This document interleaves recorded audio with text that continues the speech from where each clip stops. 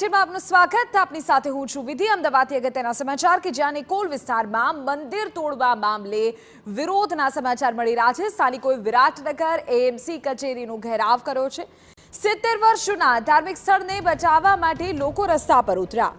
વિપક્ષ નેતા શહેજાદ ખાન પઠાણ પણ એએમસી કચેરી પહોંચ્યા। ધાર્મિક સ્થળ બચાવવા મોટી સંખ્યામાં લોકો એએમસી ખાતે પહોંચીને વિરોધ દર્શાવતા જોવા મળ્યા। ઉલ્લેખનીય છે કે સ્થાનિકોએ ધાર્મિક સ્થળ બચાવવા આવેદનપત્ર પણ પાઠવશે। ધાર્મિક સ્થળ હટાવાશે તો ચૂંટણીના બહિષ્કારની પણ ચીમકી ઉચ્ચારાઈ છે।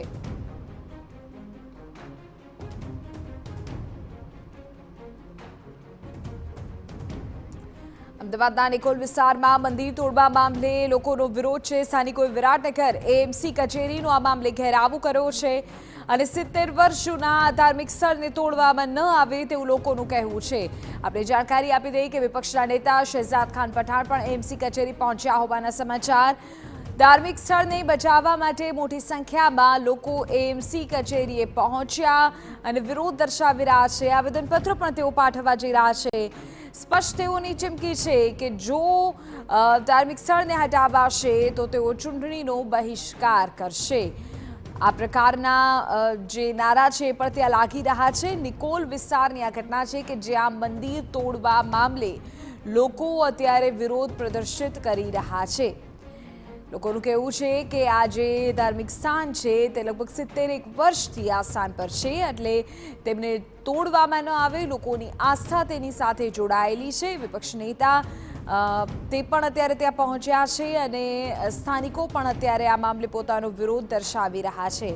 અમદાવાદના નિકોલ વિસ્તારમાં 70 વર્ષ જૂના ધાર્મિક સ્થળને બચાવવા માટે લોકો રસ્તા પર ઉતર્યા અને જો આ ધાર્મિક સ્થળ પર બુલડોઝર ફરશે અથવા તો તેને તોડવામાં આવશે તો લોકો ચૂંટણીનો બહિષ્કાર કરશે તેવું પણ સ્પષ્ટ કરી રહ્યા છે। અમદાવાદથી આ મહત્વપૂર્ણ સમાચાર।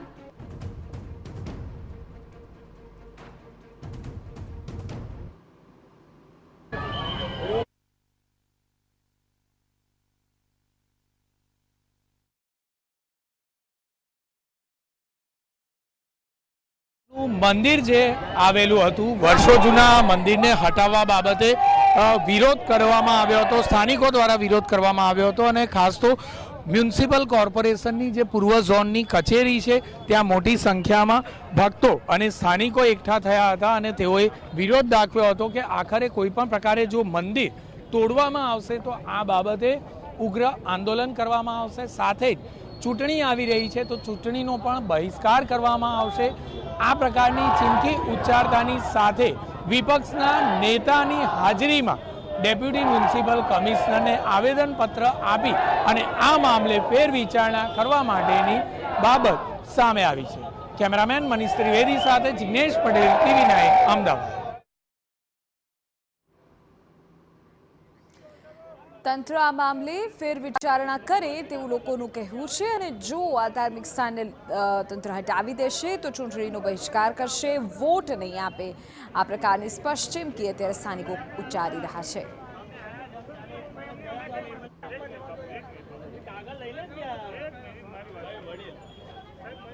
કયા પ્રકારની રજૂઆત થઈ, કોની સાથે મુલાકાત થઈ અને શું રજૂઆત? एक तरफ अहमदाबाद म्यूनसिपल कॉरपोरेशन विकास कार्यों के नाम पर दिन बेफाम होता जा रहा है। पहले टीपी रास्तों के नाम पर गरीब लोगों के मकान हो या गरीब लोगों की दुकान तोड़ने में आती थी, लेकिन विराटनगर में एक लाखों लोगों की आस्था के एक मंदिर को, मामा देव जी मंदिर को तोड़ने का शर्मनाक कार्य अहमदाबाद म्यूनसिपल कॉरपोरेशन ने किया है। जब मंदिर के सेवक, मंदिर के पुजारी और मंदिर के लाखों जो भक्त हैं, जब अहमदाबाद म्यूनसिपल कॉरपोरेशन से चर्चा चल रही हो, 2-3 दिन तक चर्चा चली हो और ये कहने में आया हो कि जब भी अहमदाबाद म्यूनसिपल कॉरपोरेशन के विकास कार्यों की बात होगी तो हम लोग इस मंदिर को यहाँ से हटाने तैयार है, लेकिन फिर भी अहमदाबाद म्यूनसिपल कॉरपोरेशन की शर्मनाक और नफटाई ऐसी थी कि दूसरे ही दिन सवेरे जब मंदिर में प्रार्थना चल रही थी, जब मंदिर के सेवक, मंदिर के भक्त वहाँ पे प्रार्थना कर रहे थे और अहमदाबाद म्यूनसिपल कॉरपोरेशन आकर जबरन मंदिर को तोड़ने का कार्य जब कर रहा हो तो मैं समझता हूँ कि इतनी शर्मनाक घटना विराटनगर में नहीं हो सकती। आज वहाँ के सेवक, पूर्व कॉरपोरेटर रंजीत भाई, स्थानीय कॉरपोरेटर जगदीश भाई, सलीम भाई, उनको लेकर पूर्व जोन में असिस्टेंट म्यूनसिपल कमिश्नर से रजूआत की गई कि ये जो भी घटना घटी है ये बड़ी शर्मनाक घटना है, ऐसी घटना विराटनगर में नहीं घटनी चाहिए और आने वाले समय में जो लाखों लोगों की आस्था से जिस मंदिर से जो लोगों का जुड़ाव है, इस मंदिर पर एक ईंट भी ना तोड़ी जाए, ये मांग के साथ हम लोगों ने ऊपर मांग की गई है। और आने वाले समय में यदि मामा देव जी के मंदिर को अहमदाबाद म्यूनसिपल कॉरपोरेशन जबरन हटाने की कोशिश करती है तो और उग्रता से आंदोलन करने में आएगा।